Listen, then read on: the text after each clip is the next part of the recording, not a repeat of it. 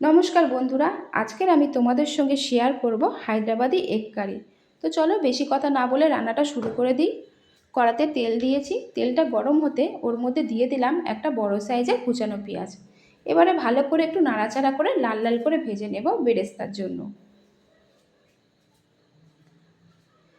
বেরেস্তা রেডি, এটা মিক্সার গ্রাইন্ডারে ঢেলে দেব।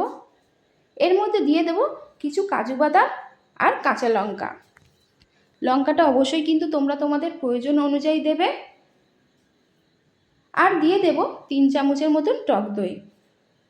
এবারে সমস্ত কিছু কিন্তু ভালো করে গ্রাইন্ড করে রেখে দেব। ডিম সেদ্ধ নিয়ে নিয়েছি, ছুরি দিয়ে একটু কেটে কেটে দিচ্ছি যাতে মশলা ঢুকে যায় ডিমের মধ্যে। কড়াতে তেল গরম হতে একটু নুন ছড়িয়ে দিলাম। এবারে সেদ্ধ করে রাখা ডিমগুলো এর মধ্যে দিয়ে ভেজে নেব।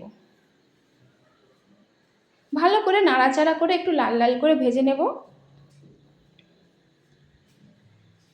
ডিম ভাজা হয়ে গেছে, ডিমটাকে তুলে নিয়ে এই তেলের মধ্যে দিয়ে দেব তেজপাতা আর গোটা গরম মশলা।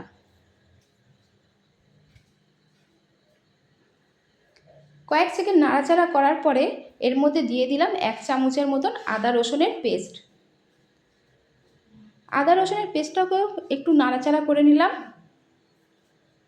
দিয়ে দিলাম সামান্য অল্প পরিমাণের হলুদ গুঁড়ো, সামান্য নুন, হাফ চামচের মতন জিরে গুঁড়ো আর হাফ চামচের মতন ধনে গুঁড়ো।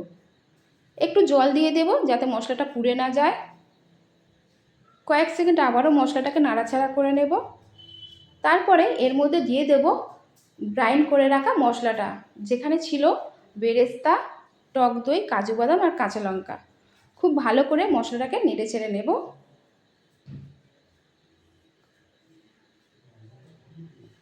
বাটিতে মশলা লেগেছিল বলে আমি দেখো বাটিটা ধুয়ে একটু জল দিয়ে দিলাম, দিয়ে মশলাটাকে ভালো করে কষিয়ে নিচ্ছি।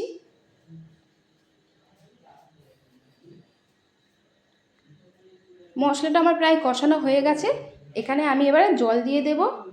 এখানে জলটা আমি কিন্তু যেরকম গ্রেভি রাখবো সেই হিসেবেই দিচ্ছি, তোমরা তোমাদের প্রয়োজন হিসেবে জলটা দিও যেরকম গ্রেভি রাখতে চাও। হাফ চামচের মতন চিনি দিলাম। চিনিটা কিন্তু অবশ্যই দিতে হবে, কারণ আমি এখানে টক দই ইউজ করেছি। চিনিটা না দিলে টেস্টটা কিন্তু ব্যালেন্স করবে না। এবারে আমি 1 মিনিটের মতন ঢাকা দিয়ে রেখে দেব। 1 মিনিট পর ঢাকা খুলে দিলাম। এবারে ভেজে রাখা ডিমগুলো এর মধ্যে দিয়ে দেব। আবারও একটু নাড়াচাড়া করে নিচ্ছি। নাড়াচাড়া করার পরে আবারও আমি ঢাকা দিয়ে দেবো 1 মিনিটের মতন। 1 মিনিট পর ঢাকা খুলে দিয়েছি, ওপরে তেল উঠে এসছে, আমার কিন্তু হয়ে গেছে রান্নাটা।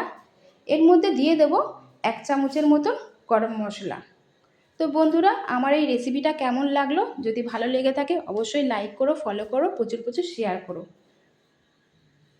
তো এতক্ষণ ধরে সময় দিয়ে আমার এই রেসিপিটা দেখার জন্য তোমাদেরকে কিন্তু অসংখ্য ধন্যবাদ। তো আজকের এই পর্যন্ত। তোমরা সবাই ভালো থেকো, সুস্থ থেকো। ধন্যবাদ।